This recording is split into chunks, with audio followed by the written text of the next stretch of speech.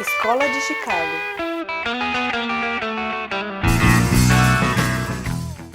Para compreendermos melhor a Escola de Chicago, precisamos entender um pouco sobre a questão da industrialização e das transformações que ela trouxe, não só na sociedade, mas também nas construções, com relação aos materiais e técnicas que passaram a ser utilizados por engenheiros, como o conjunto de armações de ferro, seguido pelas armações de aço em 1860, combinados com o vidro e posteriormente com o concreto armado, que permitiam estruturas mais altas, resistentes e com paredes transparentes.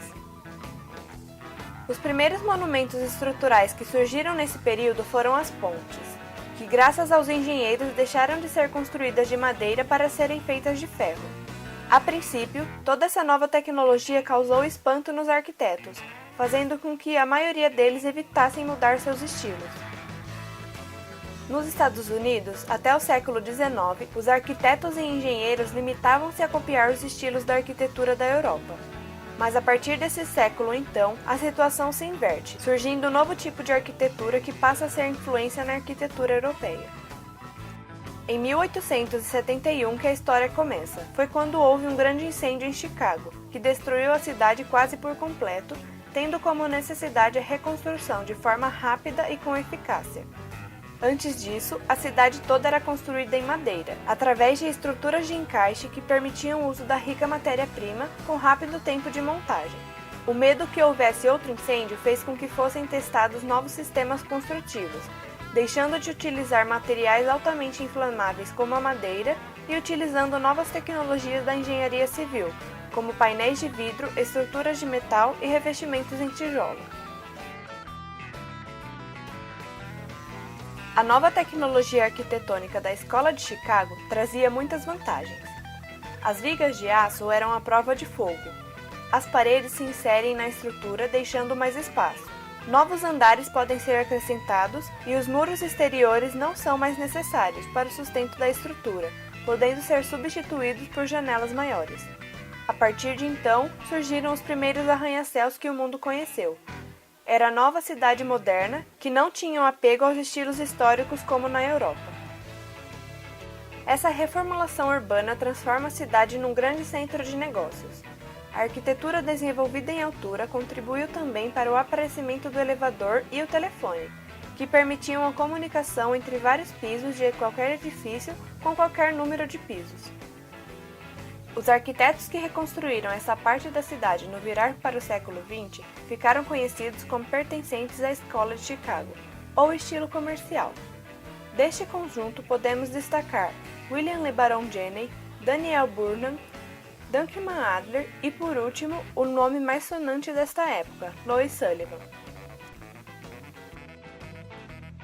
Depois de 3 anos de construção dos primeiros arranha-céus, um segundo incêndio em 1874 devasta novamente o centro, mostrando a vulnerabilidade dos edifícios que eram construídos com um sistema estrutural em ferro exposto, sem recobrimento nem proteção.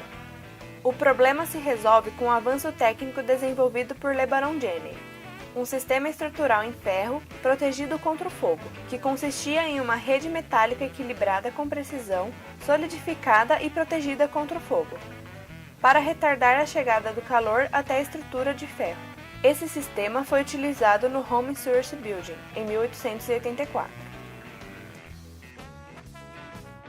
A partir disso, surge em Chicago o termo steel frame, que seria esse novo estilo de construção dos prédios, que tinha sua estrutura feita com esqueletos de ferro e aço para sustentar tanto as paredes internas quanto as externas, além do surgimento também de novos tipos de fundação em pedra. Por isso o estilo nomeado como Escola de Chicago é estudado separadamente da arquitetura industrial, e mesmo tendo seu diferencial desde o início, somente por volta de 1930 que deixou de ser vista como um estilo industrial ou comercial e passou a ser aceita como um estilo próprio. E por mais que esses arquitetos da época fossem vistos como um grupo, eles não se viam desta forma.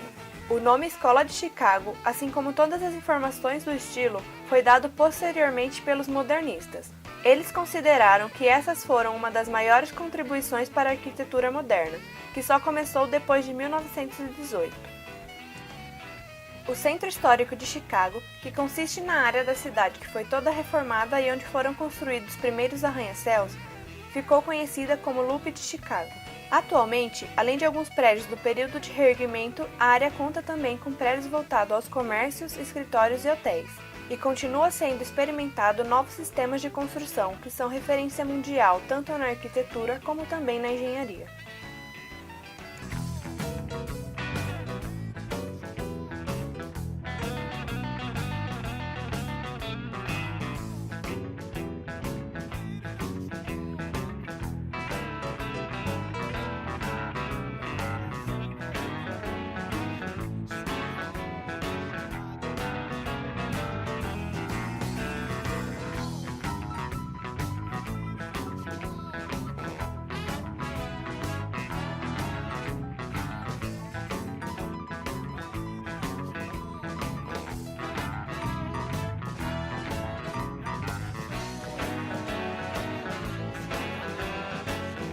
O Home Insurance Building, considerado o primeiro arranha-céu do mundo, foi projetado pelo arquiteto e engenheiro William LeBaron Jenney e construído entre 1884 e 85, na cidade de Chicago, nos Estados Unidos.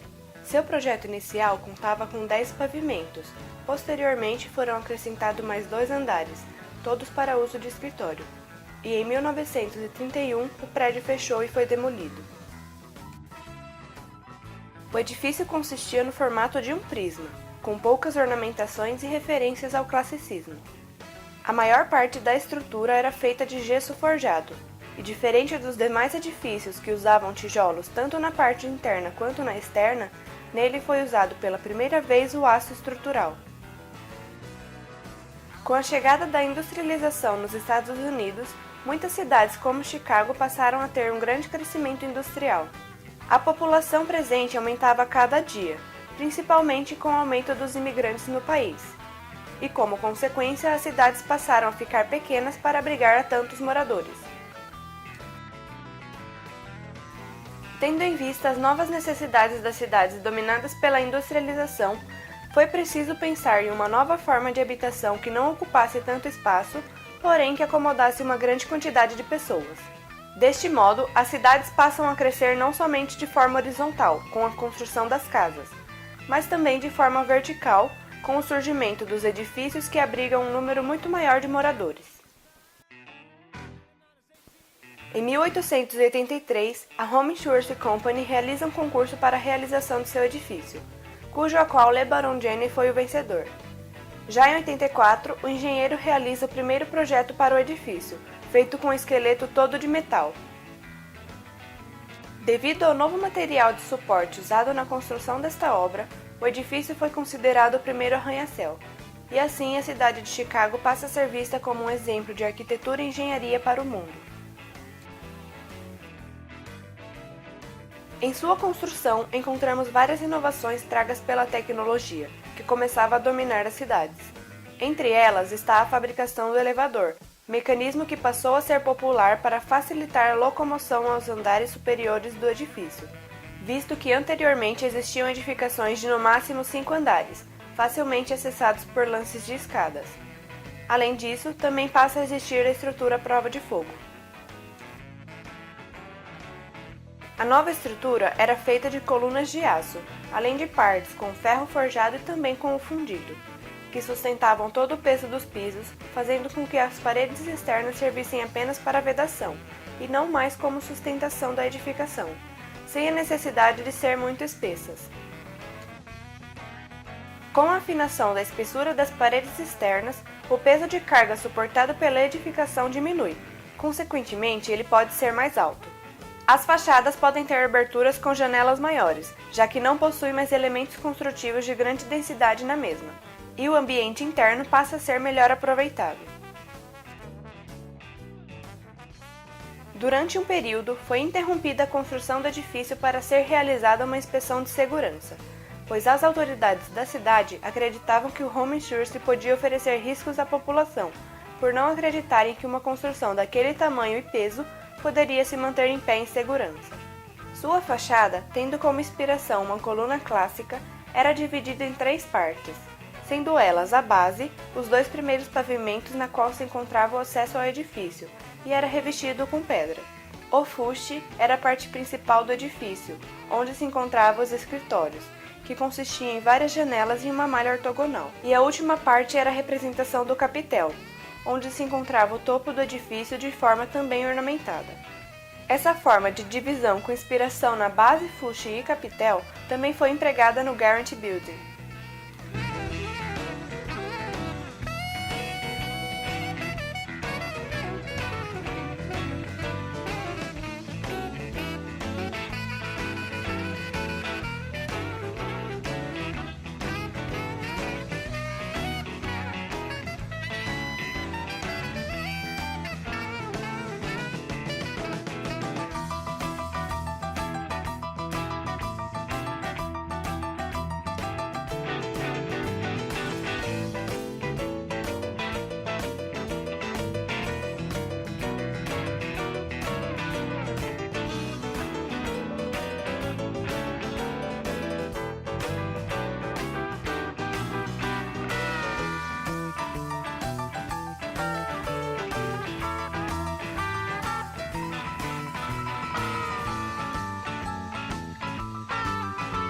A história do edifício começa na última década do século XIX, quando o influente Haskell Taylor compra um terreno na cidade de Buffalo, em Nova York, e encomenda a Lois Sullivan e Darkman Adler a construção do que ele queria como o melhor prédio de escritórios do país. Porém, pouco antes dos planos de construção serem anunciados publicamente, Taylor morre e fica para a companhia de construção Garrett de Chicago adquirir o projeto. A companhia então compra e completa o projeto, começando sua construção em 1995, inaugurando-a em março do ano seguinte. Cerca de 2 anos depois de concluído, o edifício foi renomeado por Dentiel Building, para reconhecer o refinanciamento fornecido pela companhia de seguros do mesmo nome. Ambos os nomes podem ser vistos acima das entradas. Durante décadas, a estrutura foi um dos melhores endereços comerciais de Buffalo. Com a crise econômica de 1929 no país, o edifício se deteriorou ao longo das décadas seguintes. Houve então um projeto de modernização do edifício em 1955, que adicionou um exterior de fibra de vidro nos andares inferiores. Em 1974, aconteceu um incêndio que danificou o interior do prédio, que afetou a ocupação e levou o edifício a leilão. Após convencimentos aos proprietários de não botá-lo abaixo, líderes cívicos garantiram empréstimos para restaurar o edifício, sendo concluída em 1983, com investimentos de 12,4 milhões de dólares e oficialmente renomeado Guaranty Building. Sullivan não queria reviver um estilo histórico, e sim encontrar um novo que colocasse os novos materiais industriais e suas funções e tecnologias em primeiro plano. Mesmo dizendo que a função interior de um edifício deveria determinar seu exterior, seu edifício ainda exibe decoração e referências a estilos passados. O edifício tem muitos detalhes geométricos e naturais, em parte influenciado pelo Art Nouveau.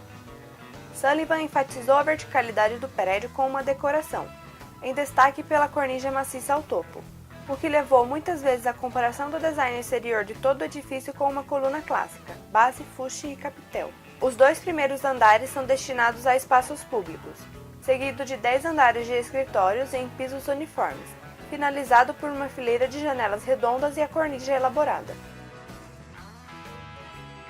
O ferro e o aço vindos da indústria veio a ser usado de forma generalizada na arquitetura, diminuindo os custos e possibilitando grandes escalas, inclusive verticais. Sullivan foi um dos primeiros a experimentar com os seus arranha-céus. A 51 metros era o mais alto da cidade. A planta originalmente tinha forma de U, com uma quadra aberta para o sul para fornecer luz natural. A quadra de luz era revestida de azulejos brancos para refletir o máximo de luz possível. Esse espaço foi preenchido na última reforma, em 1980, gerando mais de 1.400 metros quadrados de escritórios.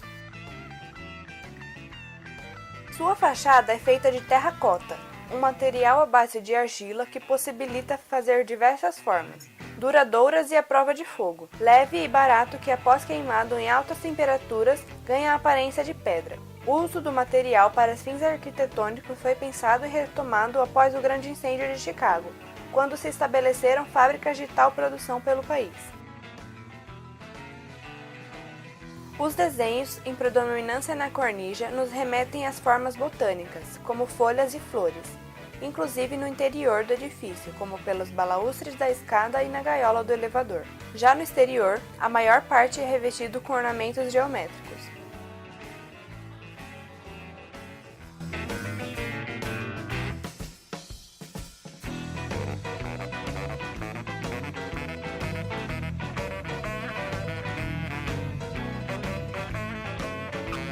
Em dezembro de 1886, Duncan Adler e Lois Sullivan receberam um projeto do Auditório Building, onde seria alojado um conjunto de edifícios que não só abrigaria o teatro, como também escritórios comerciais e um hotel de primeira classe.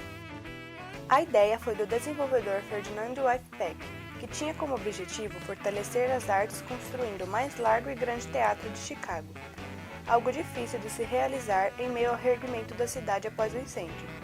Mas para poder cobrir os custos do auditório e suas apresentações, o edifício teria uso misto. Dessa forma, através dos outros negócios ali presentes, seria possível subsidiar o custo do teatro e manter o preço dos ingressos baixo. O projeto começou a ser idealizado somente após Peck convencer muitos filântropos da cidade a se unirem a uma associação, o que gerou fundos para realizar a construção. Com sua frente para Michigan Avenue, dando vista para o lago, o edifício era um hotel, enquanto os escritórios ficavam a oeste na Wabash Avenue. A entrada do auditório fica ao lado sul, abaixo da torre de 17 andares. Nesse edifício, Adler e Sullivan empregam uma alvenaria tradicional, que é completada por ferro e numerosas aberturas externas organizadas em malha. A fachada do auditório foi influenciada pela loja de departamentos Marshall Field Company, de Henry Robson Richardson. A simplicidade da decoração exterior quase passa despercebida, destacando-se pela disposição das massas e materiais com revestimento todo em pedra, utilizando granito rústico nos 3 andares superiores e de arenito liso do 4º andar para cima, muitas vezes tem sido comparada a uma fortaleza, maciça, poderosa e ousada. Já o interior é ricamente decorado com mosaicos de mármore, vidro artístico, murais e relevos de gesso em ornamentações orgânicas. Toda essa composição marca a luta de Sullivan para conciliar as novas tecnologias propostas pela Escola de Chicago com as ornamentações feitas manualmente. Frank Lloyd Wright também trabalhou nessa edificação. Ainda jovem, foi contratado como desenhista pelo escritório e durante esse processo ele aprendeu muito de Sullivan sobre o uso de ornamentação orgânica. Uma das características mais inovadoras do edifício foi sua fundação profunda. O solo sobre a área onde foi construído o auditório consiste em argila até uma profundidade de mais de 100 metros, o que tornou impossível o uso de fundações convencionais. O projeto da fundação foi responsabilidade de Adler. Ele desenvolveu uma fundação de cais isolados, feita de grelha entrecruzada de vigas de madeira e viga de ferro encerrado em concreto, resistente o suficiente para suportar as 110 mil toneladas do edifício. Ao lado sul do auditório ficaria a torre que foi originalmente planejada para ter 16 andares, e após a fundação já ter sido feita, o desenvolvedor solicitou que fosse adicionado à torre um salão para ser usado em bailes ou banquetes e também como espaço para jogos internos. Esse piso foi acrescentado acima do teto abobadado como um pavimento temporário, carregando sua carga em gigantes treliças de ferro fundido, usadas para segurar os postes verticais que apoiavam o piso acima dos assentos. Para garantir um assentamento uniforme, Adler colocou blocos de concreto e ferro antes da torre ser construída, para depois esse peso extra ser substituído pelo peso da torre erguida. Adler abordou vários desafios na engenharia. Além do projeto da fundação, sua acústica para o teatro é uma obra-prima do som, considerando que sua construção foi feita numa era antes dos cálculos acústicos científicos. Quando finalizado, em 1889, o auditório era o mais largo, alto, pesado e caro edifício da época, contendo 17 pavimentos, e nele foi utilizado tecnologias modernas como a energia elétrica e ar-condicionado.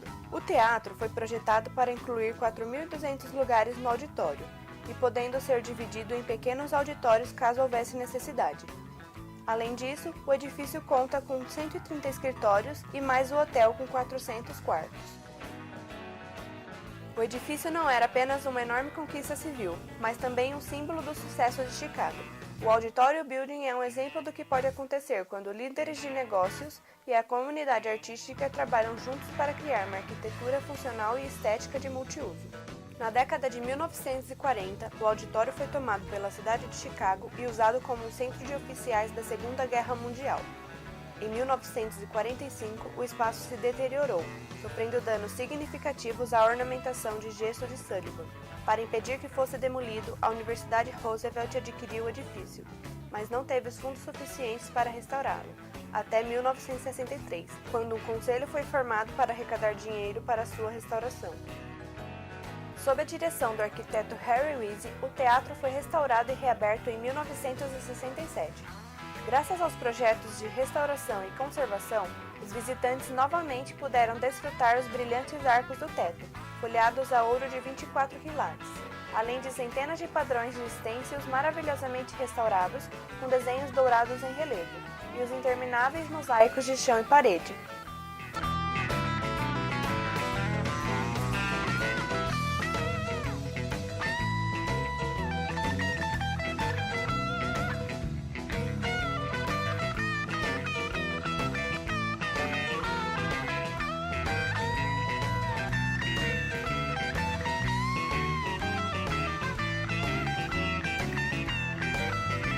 Em 1886, foi construído o famoso Rockery Building. Ele foi projetado por John Wellborn Holt e Daniel Boone. É considerado a obra-prima destes arquitetos. Foi finalizado em 1888, tendo sua entrada principal remodelada em 1905 por Frank Lloyd Wright. O edifício Rockery é um marco histórico. Ele está localizado na Rua Sul de La Salle, na área da comunidade do Laço de Chicago, no condado de Cook, em Illinois, nos Estados Unidos. Ele tem um estilo original com paredes de cargas externas e um frame de aço interior que proporcionou uma transição entre as técnicas de construção. A fachada de mármore vermelho, terracota, tijolo e ornamentações elaboradas do edifício é uma combinação de estilos que abraçou a arquitetura romanesca. O edifício, que é uma combinação de moldura de ferro e paredes de muro de alvenaria, marcou uma transição de estruturas de carga de alvenaria para as estruturas com esqueleto de metal que suportavam mais cargas.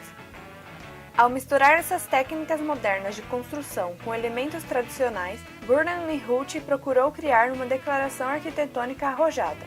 Ao mesmo tempo, pretendiam que seus edifícios fossem comercialmente bem-sucedidos. Grande parte da arquitetura do século XIX, época em que houve o Loop de Chicago, tem sido perdida para a demolição. Este edifício é um dos poucos resultados da parceria entre Burnham e Holt que ainda está em pé. Graças a uma série de renovações, o edifício Rockery foi poupado de ser demolido. O edifício foi considerado um marco de Chicago em 5 de julho de 1972. Foi adicionado ao Registro Nacional de Lugares Históricos em 17 de abril de 1970 e listado como um Marco Histórico Nacional em 15 de maio de 1975. O nome do edifício é uma alusão ao antigo edifício da prefeitura, que ocupava o lugar antes do Rockery. O edifício foi apelidado de Viveiro, mas não apenas em referência aos corvos e pombos que habitavam suas paredes exteriores, mas também por causa dos políticos corruptos que abrigavam seu interior. O edifício passou por 3 grandes renovações. O primeiro, de 1905 a 1907, onde Frank Lloyd Wright foi responsável de refazer os espaços interiores. De acordo com seus gostos contemporâneos, o design de Wright cobriu os elaborados acabamentos em ferro forjado de Holt, com superfícies esculpidas em mármore branco. A segunda renovação, concluída em 24 de agosto de 1931 pelo assistente de Wright, William Drummond, modernizou muito dos elementos interiores, incluindo novos elevadores e trouxe toques modernos para o edifício, como detalhes Art Deco. A terceira renovação, em 1992, trouxe o edifício de volta a grande parte de seu esplendor do original, reabrindo o teto do tribunal depois de ter sido coberto para proteger contra vazamentos. Em outubro de 2007, o edifício foi adquirido por um grupo de investidores de uma família europeia pelo valor de 73 milhões de dólares. Após a compra, os novos proprietários anunciaram planos para uma extensa renovação das áreas comuns do edifício. Com 55 metros de altura, o prédio comporta 12 andares e é considerado o mais antigo arranha-céu que permanece ainda construído em Chicago. Nos dias atuais, o edifício é privado e é normalmente alugado para eventos. E além disso, é possível realizar visitas ao edifício pelo custo de $15 por hora. Alguns filmes, como Esqueceram de Mim 2, de 1992, e Os Intocáveis, de 1987, tiveram cenas gravadas no interior do Rockery Building.